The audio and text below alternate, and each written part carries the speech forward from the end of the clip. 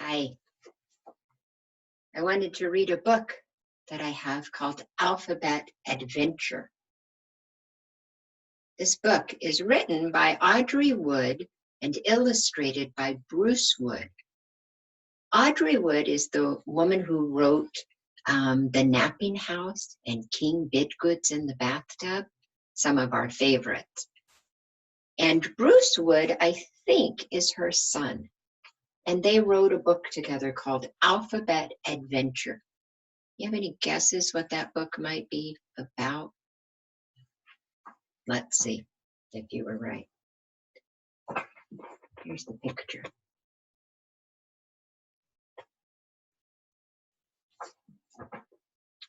The little letters from Charlie's alphabet had worked hard all summer long, learning how to be a good team. At last, their teacher, capital T, was taking them away from Alphabet Island to their first day of school. They could hardly wait. It was time for them to help a child learn his ABCs. But as they were marching over a bridge, the little letter I tripped on a bump. "Help!" she cried, tumbling into the water below. Working together, the letters quickly made a chain and rescued little I.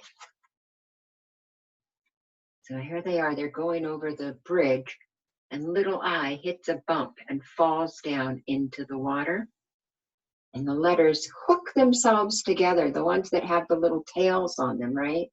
The open ends. And they reach down into the water and they rescue little I. Wasn't that nice that they were all working together? "Good work, Charlie's alphabet," capital T said. "Now please return to your alphabet order." The little letters were so excited that many forgot their correct places. Some didn't face front or stand straight, and others turned upside down. Let me show you what it looks like. So when capital T tells them to get in alphabet order, it means the way that we would say the alphabet. So A, B, C, D, and then look, here's E. That would come next, but E's facing the wrong way. Oh, and here's F is sideways, and they're all over the place, aren't they? They got a little excited.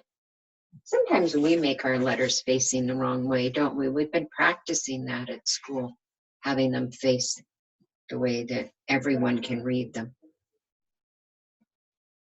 Here's the next page. "Try again," said capital T. "A, B, C, D, E, F, G, H, I, J, K, L, M, N, O, P, Q, R, S, T, U, V, W, X, Y, Z. They called out their names in perfect order. But something was wrong with one of the letters. What could it be? I'm going to give you a hint. It may be something right along here. And it might have to do with that letter that fell on the bridge. "Little I," capital T exclaimed, "your dot is missing. Where is it?" "I don't know," little I said. "I had it this morning." "A little I must always have its dot," capital T said. "We can't go to school if our I has no dot." Capital T looked at the water. When little I fell in, her dot must have popped off and floated away. "Hurry, school begins soon. We must find her dot or we'll be late."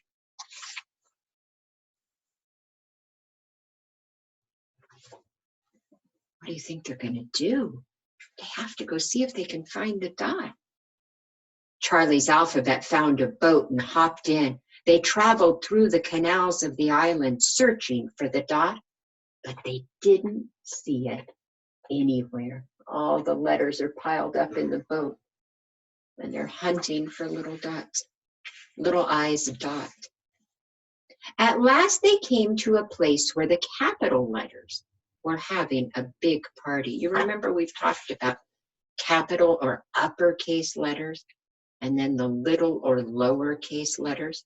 So the ones that were going to school were the little lowercase letters, but the uppercase letters were having a party. Maybe my dot is at the party, Little I said. The little letters searched high and low, but they still couldn't find the dot. So there's some uppercase letters. There's an H, there's some other uppercase letters, and in them, and an R and a P.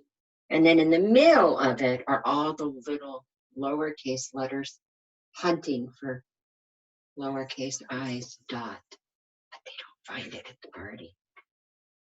I'm sorry, capital T said.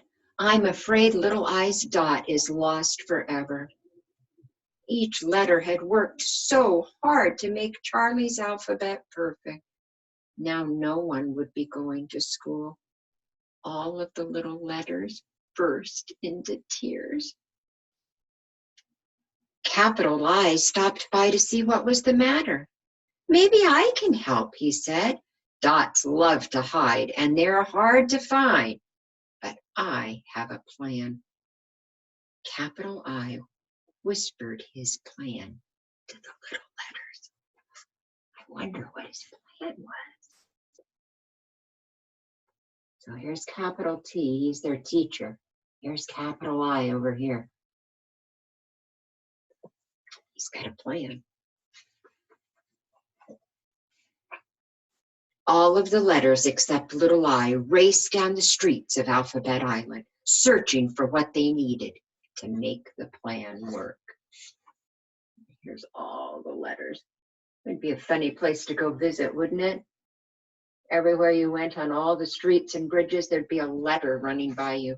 Wouldn't it be funny to go there? Before long, they returned with the things they had found and lined them up in alphabetical order. Capital T spoke loudly. Because we cannot find little i's dot, she must choose one of these things to put in its place. So each one of the letters ran and got something that started with the letter that they are. So A got an anchor, and B got a ball, and oh, wait a minute. Yeah, B got a bug. I'm a little confused by C. H got a heart, and G got some grapes, and F got a flower, and E got an egg, and J got a jack-o'-lantern. L got a light bulb, M got a magnet, and N got a note. O got an orange, and P got a pie. Q got a question mark, R got a rocket. S got a star, T got a triangle. U got an umbrella, V got a violin, W got a wagon wheel, X got an X-ray, Y got yellow, and Z, oh, I think Z got a zigzag maybe. Let's see. Oh, you know what I bet C's is? I wonder if it's a cherry. And K's is a kite. It's flying up here. That's what they all got. Which one do you think they might use for letter I's dot? Let's see.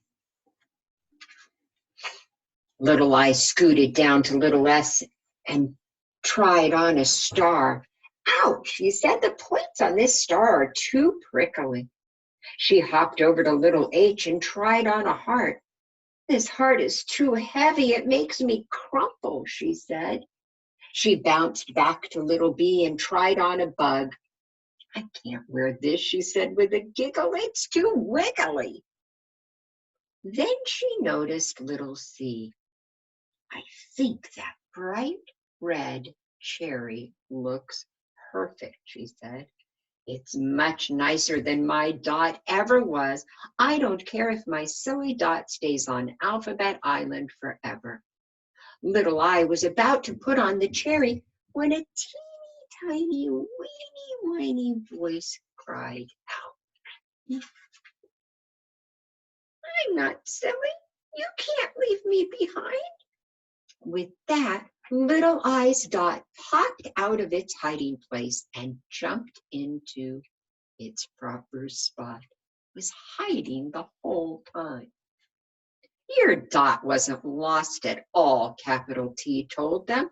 It was just following you around, playing hide and go seek. And here it is back on letter I, and there's the cherry that was on letter C. Now that they were complete alphabet again, a complete alphabet again, all of the letters hurried to get to school on time. 1 minute before the bell rang, the little letters climbed aboard a yellow pencil and took off. And you see that they're all lined up on this big yellow pencil. And the pencil's flying through, getting them to school on time. When they arrived at their school, capital T pointed to a boy staring at a blank piece of paper. It's time for you to go to work, little letters, she said. That boy needs your help to learn his alphabet. Can you guess his name? They all looked closely at the boy. Suddenly, they knew where they belonged.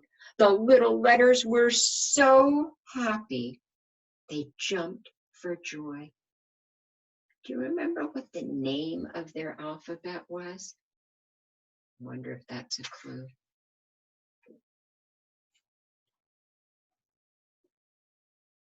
Charlie.